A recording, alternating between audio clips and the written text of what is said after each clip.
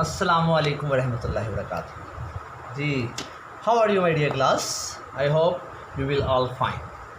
With the blessing of Allah Almighty, today we will start Chemistry 10 class chapter 9 and our last lesson of this chapter, lesson number 11, and today our topic is predicting extent of reaction. We will talk about predicting extent of reaction. आज my dear students हम पढ़ेंगे कि किस हद तक reaction मुकम्मल हो गया है। इस बात के बारे में हम प्रेडिक्ट कर सकेंगे, बता सकेंगे। किस बेस के ऊपर? इक्विलिब्रियम कांस्टेंट की बेस के ऊपर। माय डियर स्टूडेंट, जो आपकी न्यूमेरिकल वैल्यू होती है ऑफ इक्विलिब्रियम कांस्टेंट की, वो प्रेडिक्ट करती है। क्या कहते हैं जी? वो प्रेडिक्ट करती है एक्सटेंट ऑफ रिएक्शन को। एक्सटेंट ऑफ रिएक्शन से क्या मुराद है? एक्सटेंट ऑफ रिएक्शन से मुराद है कि हाउ मच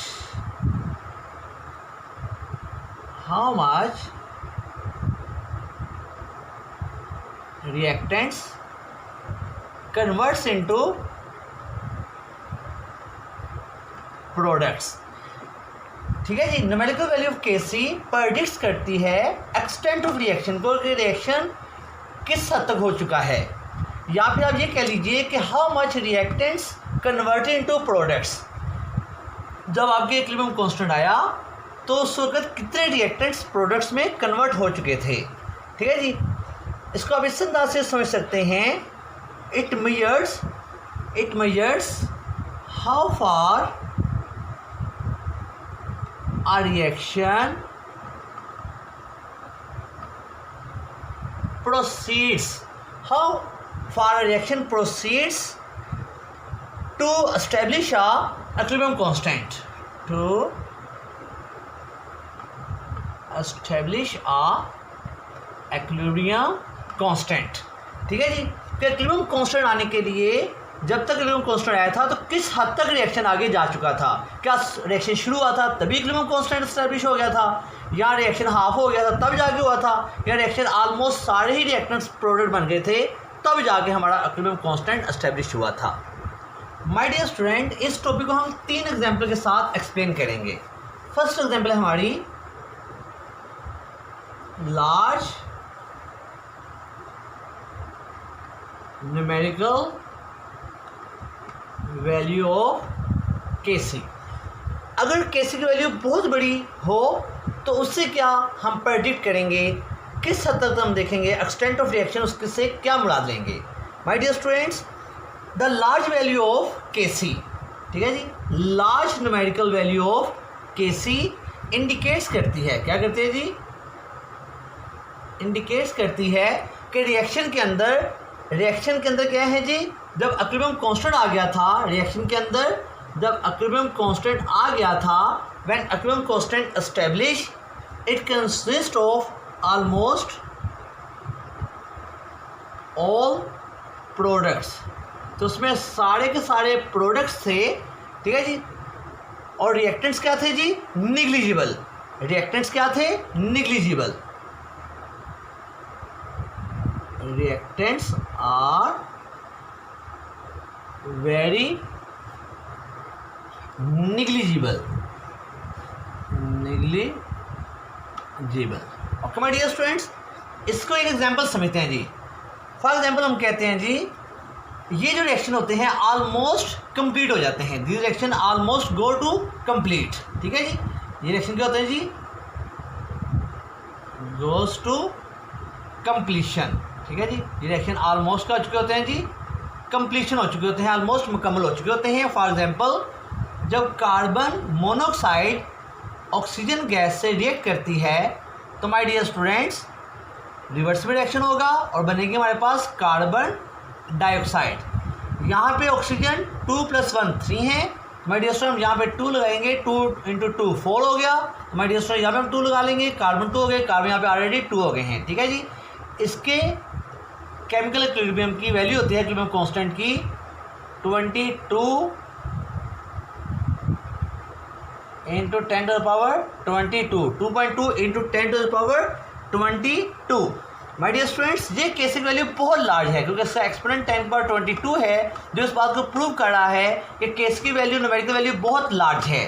तो केसी की वैल्यू लार्ज हो तो क्या इंडिकेट करती है जी, कि ऑलमोस्ट रिएक्शन के अंदर जब केमिकल इक्विलिब्रियम एस्टेब्लिश हो गया था तो ऑलमोस्ट उसके अंदर प्रोडक्ट्स थे, रिएक्टेंट्स उसमें बहुत निग्लिजिबल थे और reaction almost goes to completion हो गया था। ठीक है my dear students. My dear students, अब हम सेकंड केस देखेंगे। हमारा सेकंड केस होगा स्मॉल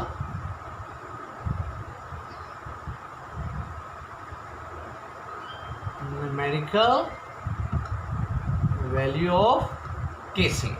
माय डियर स्टूडेंट्स, जब value of KC very small होगी तो ये इंडिकेट्स करेगी, ये इंडिकेट करेगी कि जब इक्विलिब्रियम कांस्टेंट केसी, जब आपका इक्विलिब्रियम कांस्टेंट एस्टेब्लिश हुआ है तो उस वक्त क्या था जी, जब आपका केमिकल इक्विलिब्रियम एस्टेब्लिश हुआ है तो a very small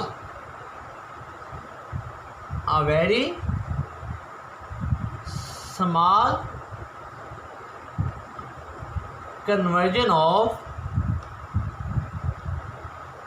reactants into products हुई है। ठीक है, अभी थोड़े से रिएक्टेंट्स प्रोडक्ट्स बने थे कि क्या हो गया, आपका केमिकल इक्विलिब्रियम कांस्टेंट एस्टेब्लिश हो गया। ये क्या एस्टेब्लिश, क्या निकल कर रहा है जी, स्मॉल वैल्यू बता रही है, स्मॉल न्यूमेरिकल वैल्यू कैसे बता रही है कि जब इक्विलिब्रियम कांस्टेंट एस्टेब्लिश हुआ तो भी थोड़े से ही रिएक्टेंट्स थे जो प्रोडक्ट्स में कन्वर्ट हुए थे। तो इस रिएक्शन में क्या होगा जी, जो रिएक्टेंट्स होंगे वो मोर होंगे, ज़्यादा होंगे भी, और जो आपके प्रोडक्ट्स होंगे वो क्या होंगे जी, वो आपके निग्लिजिबल होंगे जी। ठीक है, वो क्या होंगे जी, निग्लिजिबल, ना होने के बराबर।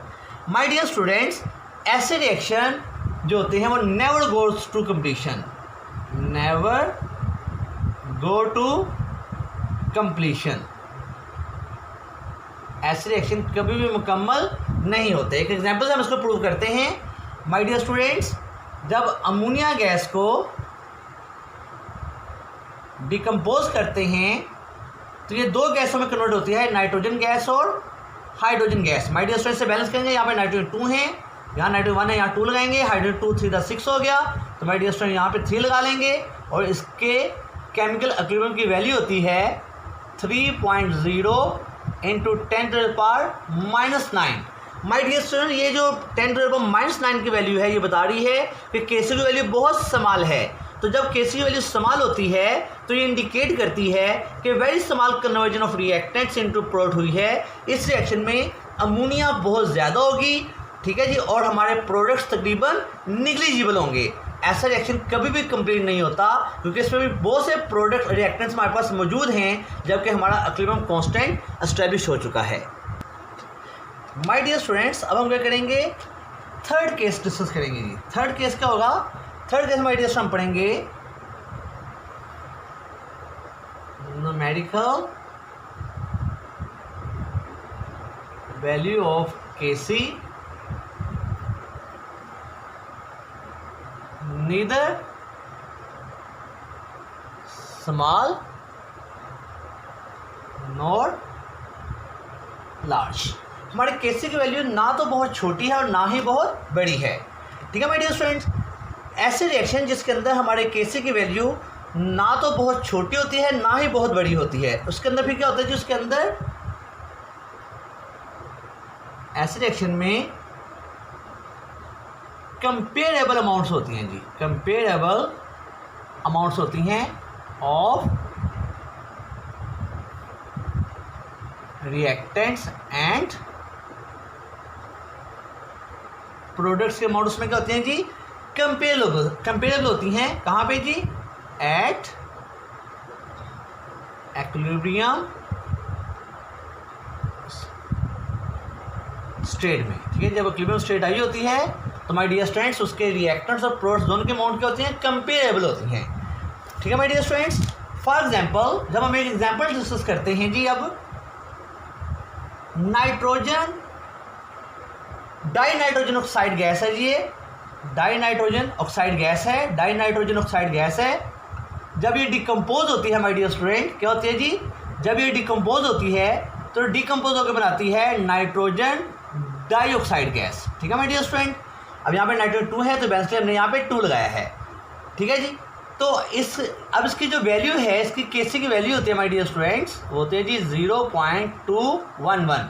अब ये जो वैल्यू आई है, ना तो ये वैल्यू बहुत ज़्यादा स्मॉल है, नीदर स्मॉल नॉर लार्ज, ना बहुत छोटी है ना बहुत बड़ी है।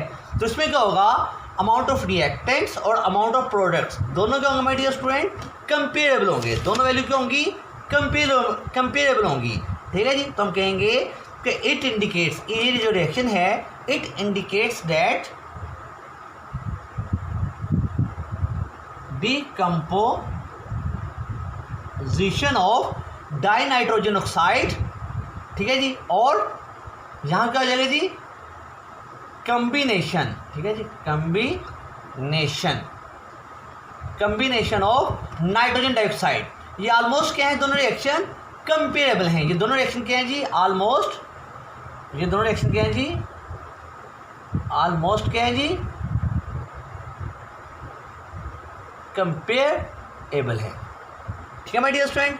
ये दोनों reaction decomposition of dinitrogen oxide और कम्बिनेशन ऑफ नाइट्रोजन डाइऑक्साइड, ये ऑलमोस्ट क्या है जी, कंपेरेबल हैं। ये दोनों रिएक्शन माय डियर स्टूडेंट्स, पता ये चला कि अगर न्यूमेरिकल वैल्यू ऑफ केसी ना बहुत छोटी हो ना बहुत बड़ी हो, तो हमारी अमाउंट ऑफ रिएक्टेंट्स और प्रोडक्ट्स क्या होती हैं जी, कंपेरेबल होती हैं एट इक्विलिब्रियम स्टेट के ऊपर। मैंने आपको रिएक्शन भी करके दिखाया, इसमें केसी की वैल्यू देखिए कंपेरेबल है। जब केसी की वैल्यू कंपेरेबल हो जाएगी, नीदर स्मॉल नॉर लार्ज, तो माय डियर स्टूडेंट्स हमारे रिएक्टेंट्स और प्रोडक्ट्स की मिकदार दोनों क्या होंगी, कंपेरेबल होंगी। इस रिएक्शन में आप ये नहीं कह सकते कि आपके रिएक्टेंट्स कम हैं या प्रोडक्ट्स ज़्यादा हैं, ये भी नहीं कह सकते कि आपके प्रोडक्ट्स कम हैं और रिएक्टेंट्स ज़्यादा हैं, ये बात आप नहीं कह सकते। दोनों रिएक्टेंट्स और प्रोडक्ट्स की अमाउंट क्या है, कंपेरेबल है।